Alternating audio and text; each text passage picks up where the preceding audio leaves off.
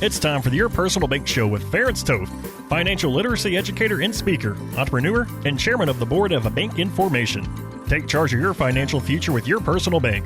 Now here's Ferenc Toth. Welcome to the Your Personal Bank Show. And as those of you who've been listening for a while know, I like to take a little different tact on the second show of the week. I do 2 shows a week. The first one is focused primarily on the Your Personal Bank concept. And recently I've been sharing some stories of some recent clients, folks that I've been working with, some interesting ones in various ways that these folks have come to look at, view, and are intending to use the Your Personal Bank concept. And frankly, it's kind of been interesting. The last 2 weeks I've had folks in there between my youngest one this 2 weeks was 30, my oldest was 78, and everything in between.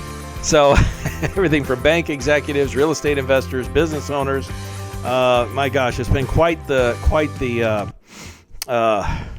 a bank executive is one of them, a retired couple in their 70s. It's just been quite the mix of folks that I've been talking to from all walks of life. And in each of their situations, they have found that Your Personal Bank is superior to what they were looking at or comparing this to, because they were wanting, to maximize liquidity. They wanted to have some growth without market risk, without the downside, with the guarantee, so there's no downside market risk. Because a lot of people today are starting to be concerned about where is the market heading. We've definitely been at all-time highs. Is it going to continue, or are we going to see a correction? I think we're overdue for one. I think most experts say that, but we're going to see what happens, right?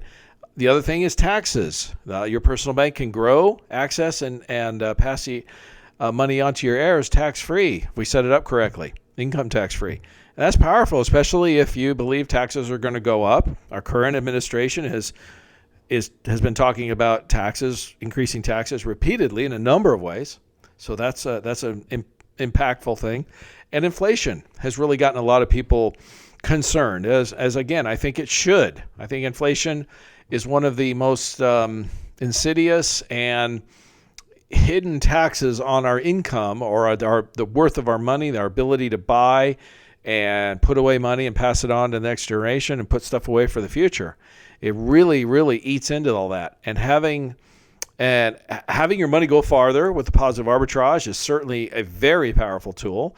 And also having something that's interest rate sensitive. In other words, historically, these dividends on these high cash value policies has been much higher. I mean, even in the late 90s, early 2000s, 7-8% was normal. That was in a normal interest rate environment. If you contact me at yourpersonalbank.com, I can show you the charts. I'll show you all the dividend-paying companies and what they've been doing. And again, we've got companies that have been paying 6% plus every year for the last 25 plus years and have never missed a dividend since before the Civil War. And all that income tax-free, so don't forget that part. And then you have access to anywhere from 50 to 85% of the money day one. And when you do access it, you can get between 2.5% to 3% positive arbitrage in most cases. So in other words, when you actually spend the money, you actually are still picking up some interest on those dollars, which is the key point I really want to touch on today. And it's really about who's in control of your money. In other words, this, and by the way, this is a financial literacy topic that I've talked about for years and years. And it's one that people kind of sort of know, kind of sort of understand, but don't really, in most cases, don't really know how to take advantage of this. And Your Personal Bank lets you do that. And again, it's about control of your money. See, many of you have watched a show called Shark Tank. And there's a guy on there, he's Mr. Wonderful, he calls himself. And he's been on most of the shows, and Kevin O'Leary. And he has often shared an analogy where he says when he invests his dollars, I love this analogy, because when I invest my money, I want it to go to work. It's like little soldiers. They go to war, and they go to war to win and bring back buddies, bring back more. That's the whole idea, and he's right. In other words, he wants his money to work for him, but he wants them to come back with more, okay? In other words, he wants his money to grow and expand, continue. He wants to maintain control of those dollars, right? Well, Your Personal Bank allows you to maintain control of your dollars and earn interest on those dollars even when you sent them out to war, as he calls it, whether it's to invest in something or whether it's to buy something, or if it's to pay off a debt or a bill. Now, what do I mean by that? It's really quite simple. Again, we set these things up in a high cash value policy.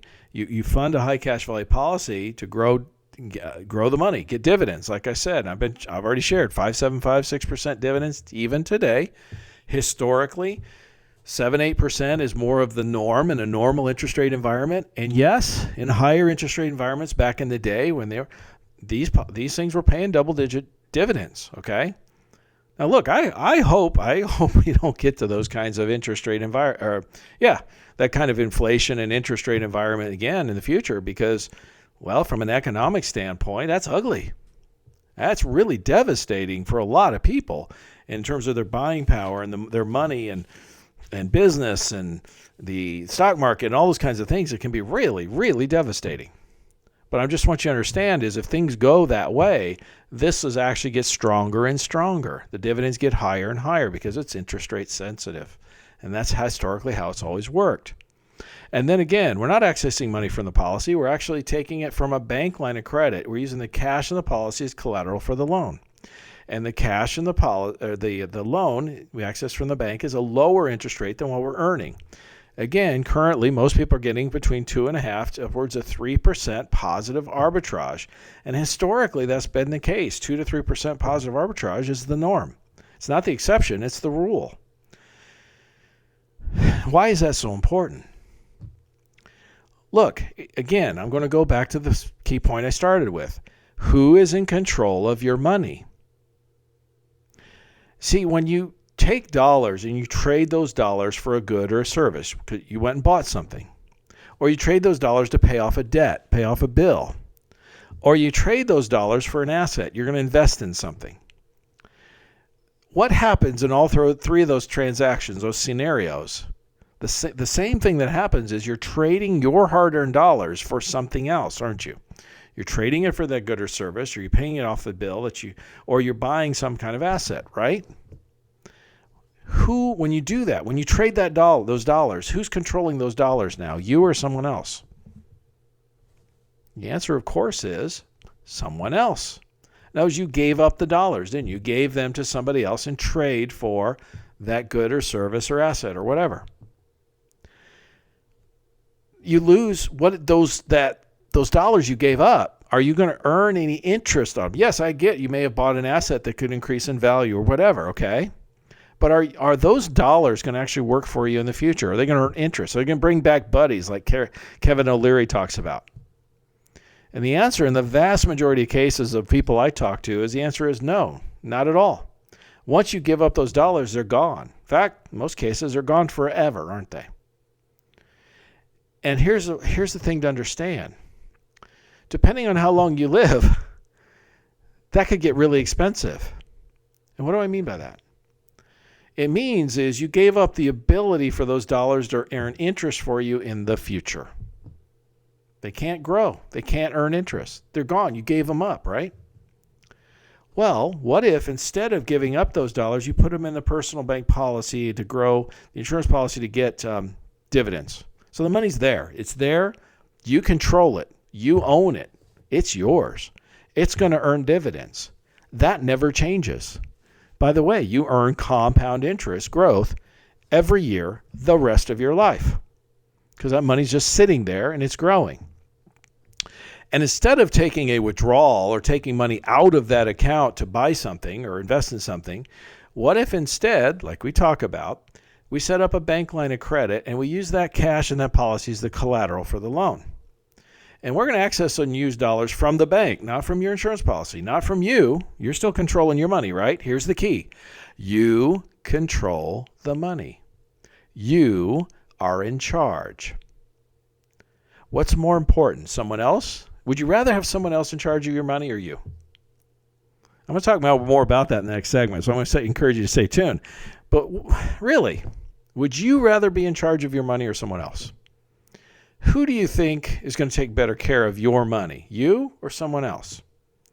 Look, I'm a financial guy. I'm in the financial world, and what do we I'm going to get some advisors hating me on me about when I say this, but it's a basic fact of human nature. No one's going to watch your money or be more concerned about your money than you, right? I mean, let's be real. Okay, irregardless of what any entity or person says, you being in charge of in control of your money is key, is the best scenario. All right. Now, I understand there are exceptions to the rule. If somebody has no, what's the word I'm trying to think of? They have no control, self-control, and if they get money, they spend it. Well, that's another issue. I mean, that person has a challenge or a problem with money, don't they? And that's more of a personal, psychological, emotional problem than it is a money problem, right? Something's causing that. But that's not the majority of people. The majority of people don't, every time they get a hold of a dollar, just blow it.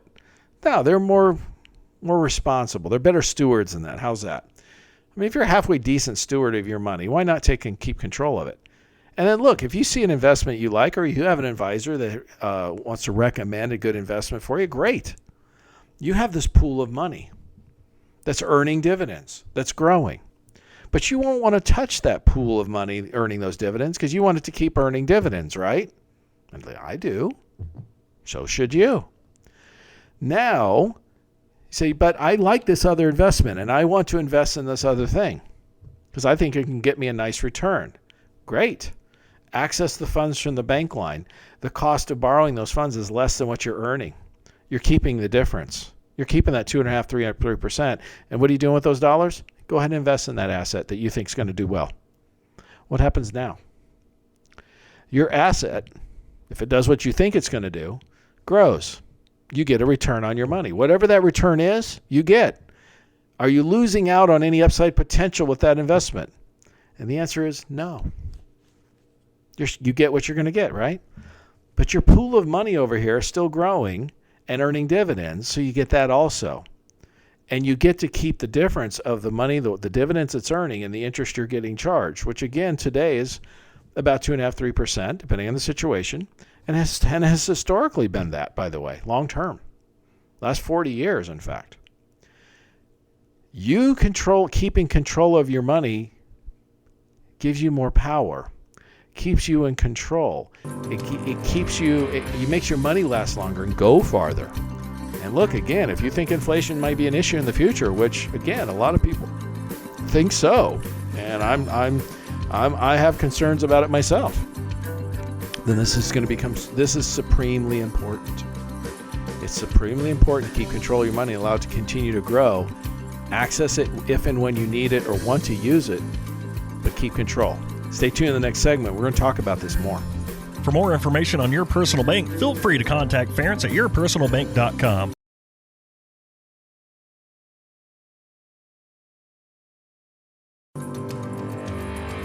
Back to the Your Personal Bank Show with Ference Toth. Welcome back to the Your Personal Bank Show. We're going to continue on this theme today about, keeping control of your money. If you missed what I was sharing in the first segment, I really encourage you to go back to yourpersonalbank.com, check it out like you can with any of the previous shows. I'm really talking about a basic financial literacy concept that's not really well understood by most people. I find more successful, more wealthy folks tend to understand it more, but it's not a well understood, commonly. It's commonly understood, but not implemented. How's that? Not most people don't implement or use it. And again, it's about control of your money.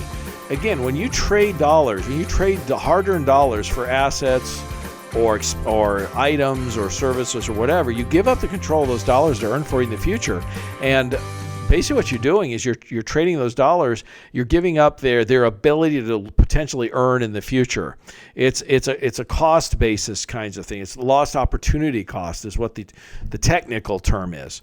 And what lost opportunity cost really means is what could have those dollars earned for you if you had invested them, right?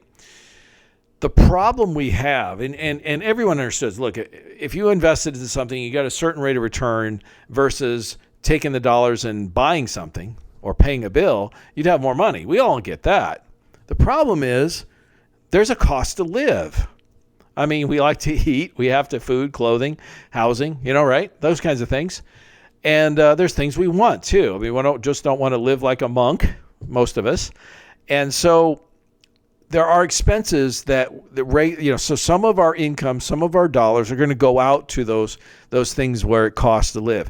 And it's that trade-off of, again, today versus tomorrow. How much do I spend today versus how much do I put away for tomorrow? And there's a push and a pull all the time. And there's a balance that everyone has to find that's not always easy to find.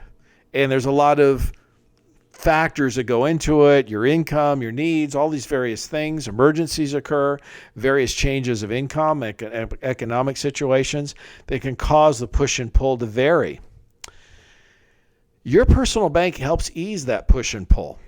Because again, like I was saying earlier, by putting the money in the bank policy to earn the dividends, then accessing through the bank line of credit and keeping the difference, which in most cases are 2.5% to 3% positive arbitrage today for most people.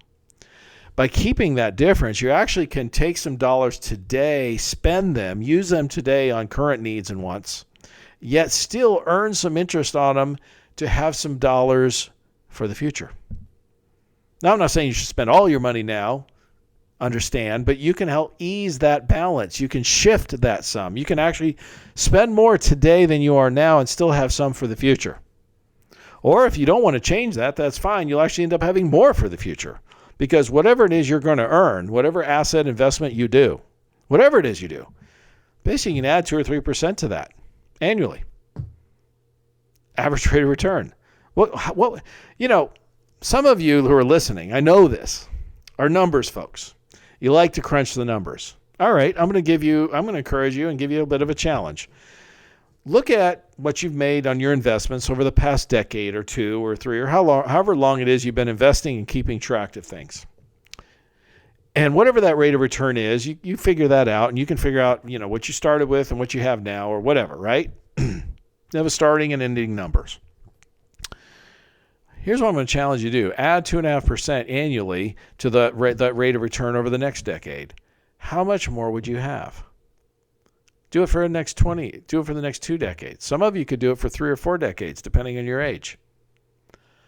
My point is, would you have more money? And the answer is obvious. Of course you would.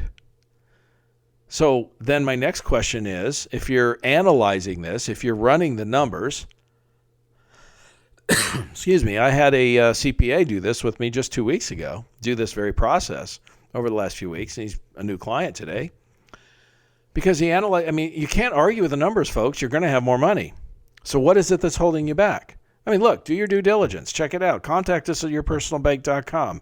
Get your questions answered. Check it out and see how it could work for you. But if you're basically guaranteed, you're insured, you're going to have a positive arbitrage situation pretty much every single month for the rest of your life, every single year pretty much, like you have had for the last 40 years. We've had that situation for the past 40. Likely we'll have it for the next 40. That includes low, medium, high interest rate environments. Okay?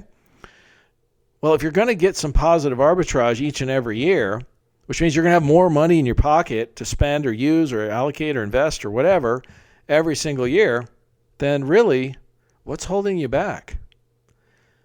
Why you're not reaching out? There's a lot of reasons, I understand, and it's a lot of emotional reasons and human behavior reasons, or you're comfortable where you're at, and comfort zone reasons. I get all that stuff. Don't get me wrong. I'm not here to pick on anybody. But from a dollars and cents standpoint, a numbers standpoint, an analytical standpoint, what's the problem? What's the issue? Because the numbers work. You add additional return on your money, you have more money, right? And that's how this works. So I'm just going to say, you know what I'm trying to say. Plus, what I really wanted to talk about, again, I kind of got off on a tangent there a bit. I apologize. I tend to do that sometimes. But again, about control is having more control of your money going forward. You think it's going to be more or less important going forward, especially in the economic, political climate we're dealing with today. Can anyone here's the thing to think about. I don't really care where you stand on the political spectrum. That's not important right now.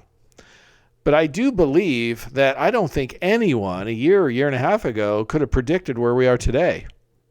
I don't think where we're at today with COVID, the shutdowns, the political situation area we're in right now, talking about taxes increases and inflation starting to rear its head, maybe, or has already. Is it going to continue?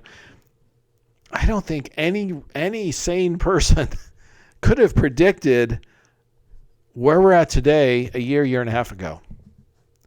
And why I say that is, can you predict where we're going to be in a year and a half from now? Or 5 years from now, or 10 for that matter? Can you tell me what the economic, political climate, tax situation, all that is going to be even a year from now, much less 5 or 10 years from now? The answer absolutely is obvious, and that is no. That's just impossible unless somebody's invented a time machine. We just don't know, do we? Now, I'm not saying that to scare people. I'm just saying that as it's just the fact. And having more control of your money where it has some guarantees, has some safety, has liquidity, has access, has positive arbitrage, so money works for you going farther. In other words, keeping control of your dollars becomes more uncertainties. That's more important. Higher taxes go, more important tax-free income is. All those kinds of, the higher inflation go, the more important dividends are. Okay? I mean, it just all comes into play.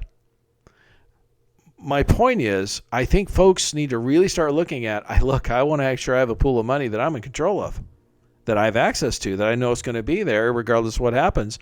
And I can do things when opportunities really present themselves. Because guess what? With change also comes opportunity. Look, there's some folks that are going to weather the storm, come out smelling like a rose, are going to take advantage of opportunities, and others are going to get left behind. That's the way it works. That's the way it always works. So again, contact me, yourpersonalbank.com, to help ensure you've got some stability and ability to take advantage of opportunities. And don't miss the next segment, because we're going to talk more about that. For more information on Your Personal Bank, feel free to contact Ference at yourpersonalbank.com. Back to the Your Personal Bank Show with Ference Toth. Welcome back to Your Personal Bank Show. We're talking today about keeping control of your money. I think this is a subject that's becoming more and more important as time goes forward. You know, I really debated talking about this, but I think I'm going to have to, because many of you know, have been listening to the show, when news comes out, particularly political news, various things like that. Sometimes I make comments, but most importantly, I like to give some thought to things. I don't like to react immediately. I like I like some time to kind of let it percolate. You know what I mean? And see how people react, and give myself some thought, and ask some questions, and poke it with a stick, and think about why is this the way it is? Things like this. And I guess the thing that's kind of triggered me this past week or two more has been about, this whole stuff with the COVID stuff, in terms of where did it start from, the Wuhan lab theory and all these kinds of things. And look, I don't know where it started from. I don't know if anybody truly knows. I imagine there are people that know, but the lack of transparency is really disheartening.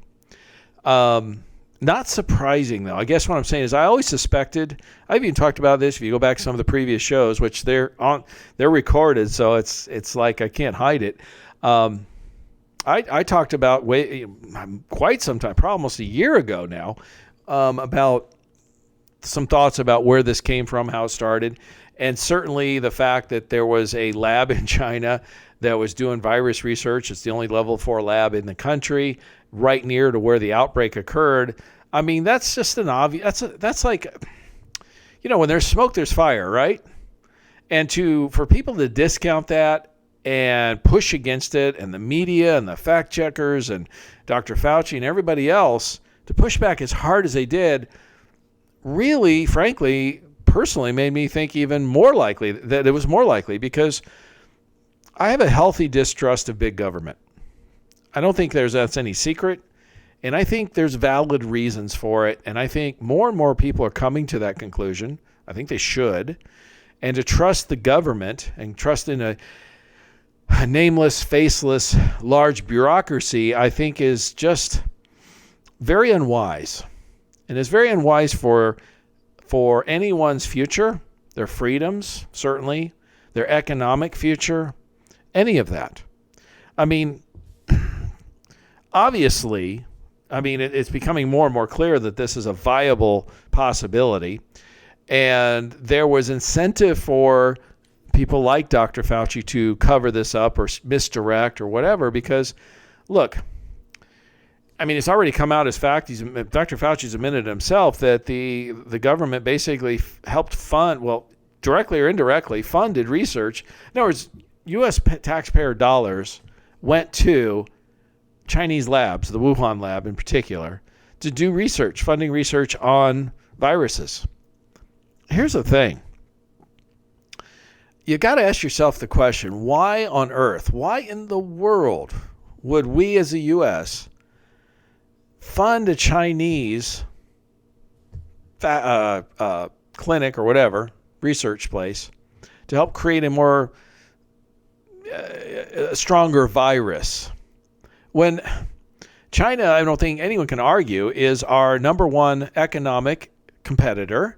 And probably if there was a war, which I sure hope that never happens, but would be our right today in today's world would be the number one challenge for us militarily too. So they're our biggest competitor, potentially our biggest threat. And biowarfare is a legitimate thing. It's been around for a long time, okay? And why would we help the Chinese create some kind of virus that could be more devastating, could potentially be used in a biowarfare situation? You got to ask yourself the question. And if you just think for a minute, I'm sure there's probably other reasons, but I kind of come down to two possibilities. Either Dr. Fauci and those in his circle are beholden to China in some way. There's some significant or economic benefit or whatever it is for them to do this. Or they're just complete nincompoops. We're talking overeducated idiots beyond the pale.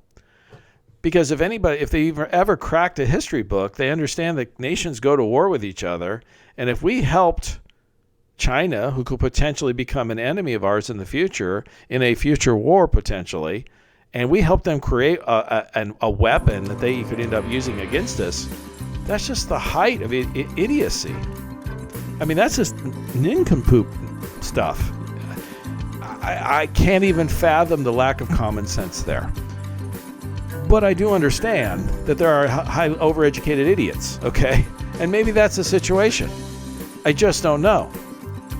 I'm running out of time in this segment, so I'm going to tell you, I'm going to encourage you to stay tuned because we're going to finish this thought in the next segment, so don't miss it. For more information on Your Personal Bank, feel free to contact Ference at yourpersonalbank.com.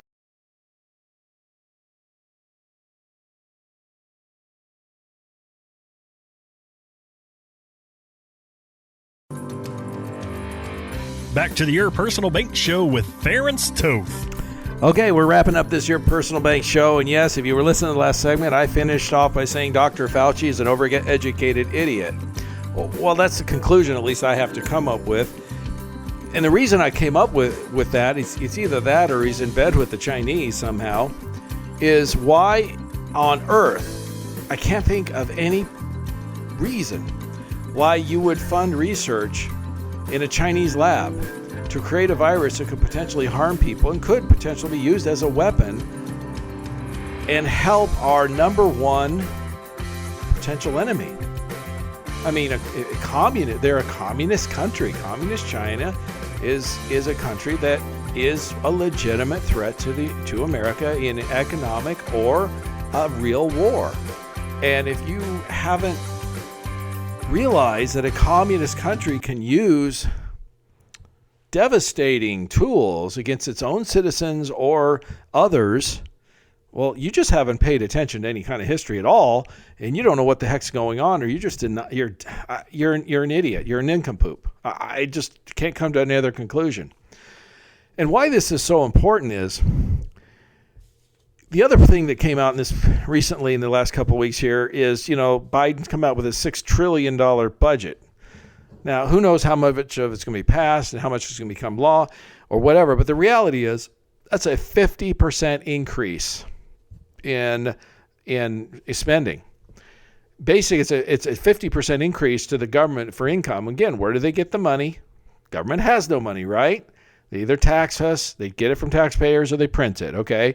So either people our taxes go up, and or they print more, which means inflation ends up going up, and we all end up paying more. So either way, we pay more, okay? That's the thing people need to understand. That's a basic financial literacy 101, all right? The bottom line is that would be a 50% increase in the government's money coming in, right? Their income, if you will, to yield, use, and spend. I think anyone would like a 50% increase in annual income, right? Well, if you were going to get a 50% increase and you were working somewhere or you owned a business or whatever, in most cases it would mean you have accomplished or done something fairly extraordinary. You would be a very, very valuable employee, right? Or you have increased your business by 50% in net profit. And so you've accomplished something either way, and a big something. So you earned it. You deserved it. You did well. What has our federal government done to deserve a 50% increase?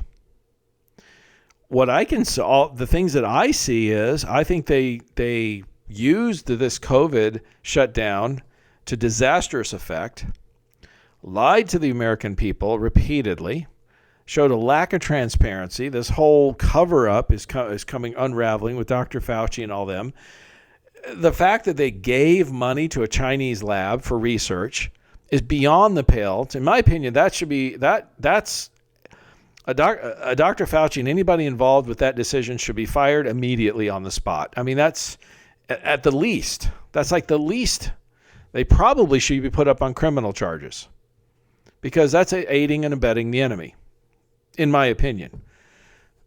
But, maybe I'm a little harsh. I don't know. But that's how I feel about it. My point is simple. These are people that are not looking out for our best interests, and supposedly they're working for us, or the idea of being a civil servant obviously has been completely lost. Civil servants are supposed to serve the people.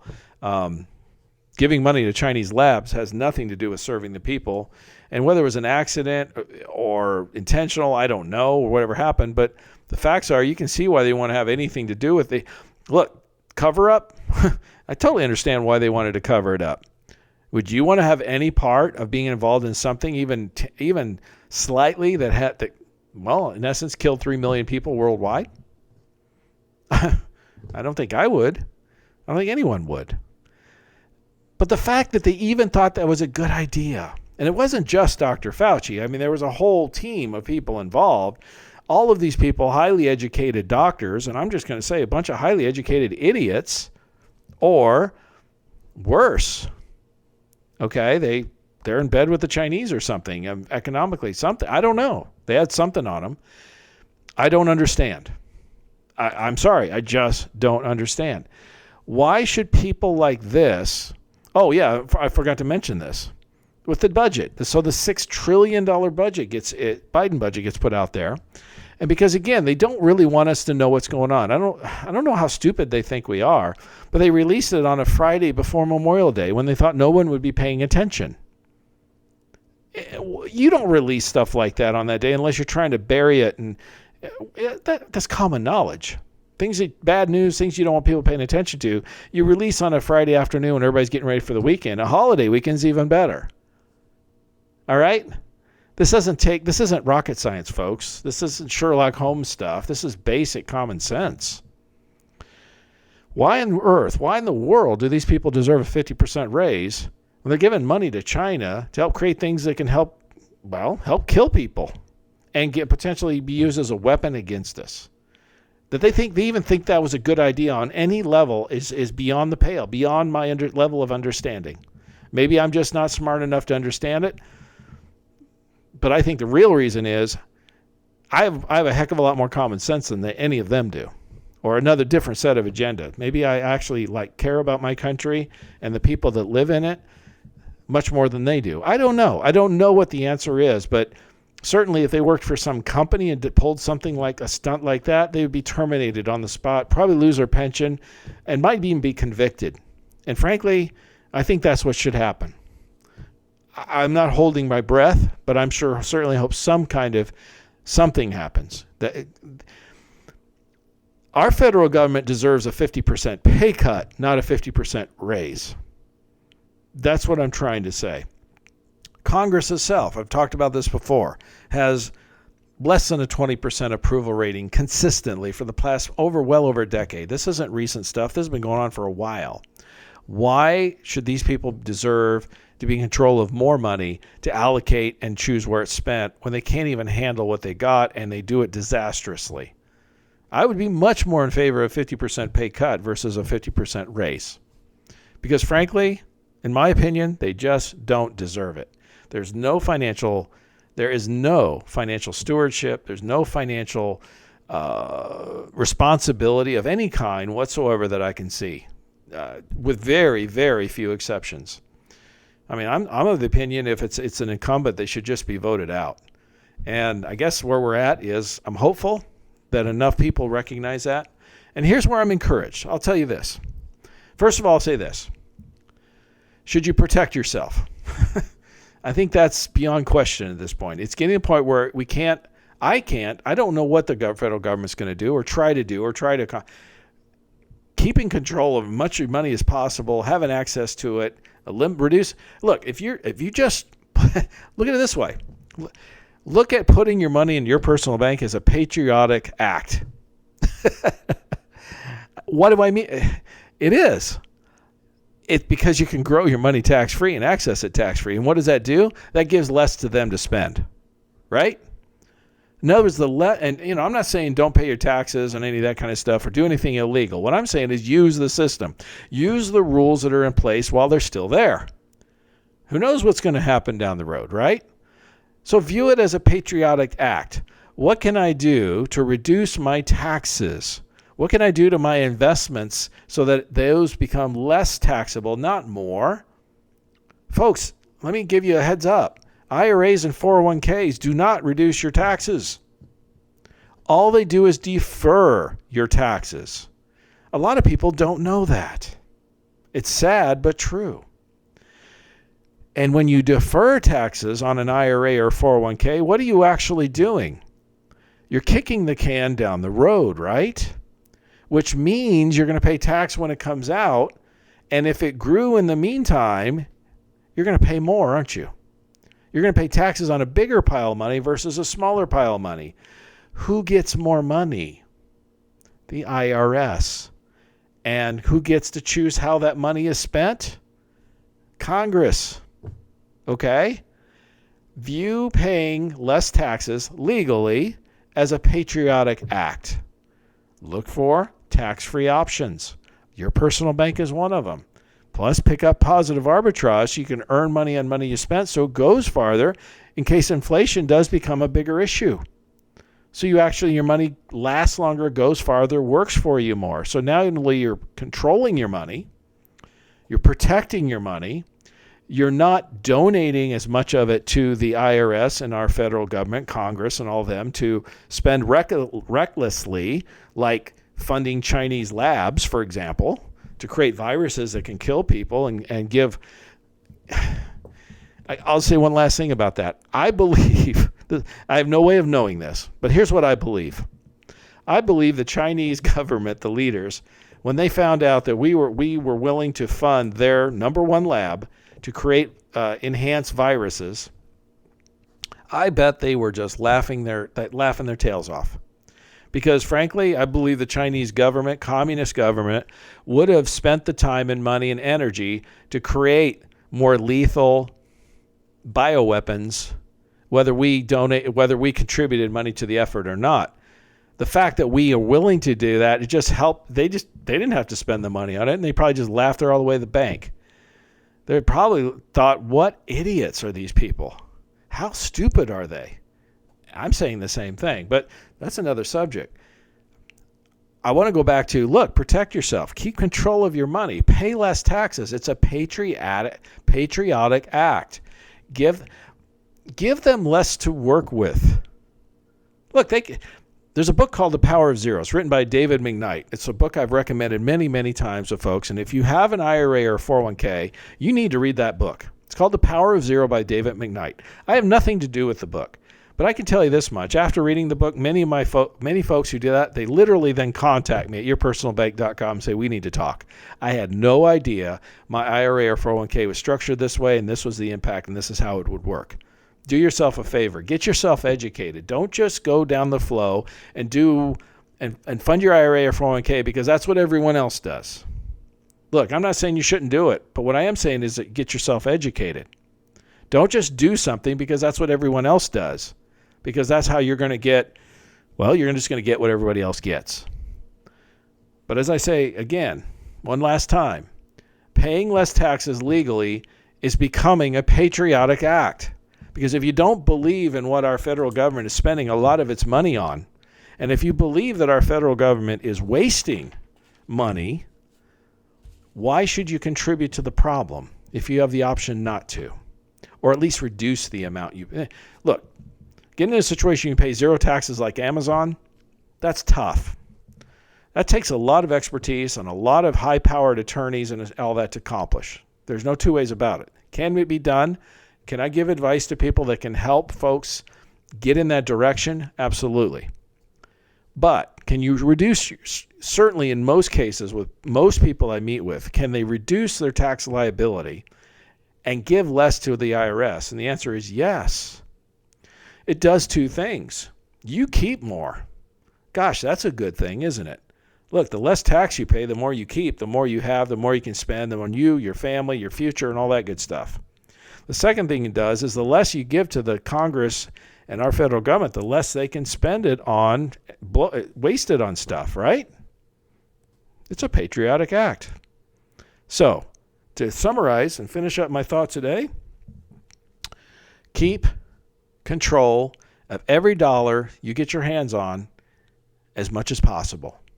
And if you do spend money, access it through the bank line so that you can earn some positive arbitrage and at least get some interest, earn some interest on those dollars that are spent or out of your hands or invested elsewhere. And then also at the same time, reduce your overall tax liability so you can keep more, have more to live on, and give less to the IRS, and our federal government can waste less.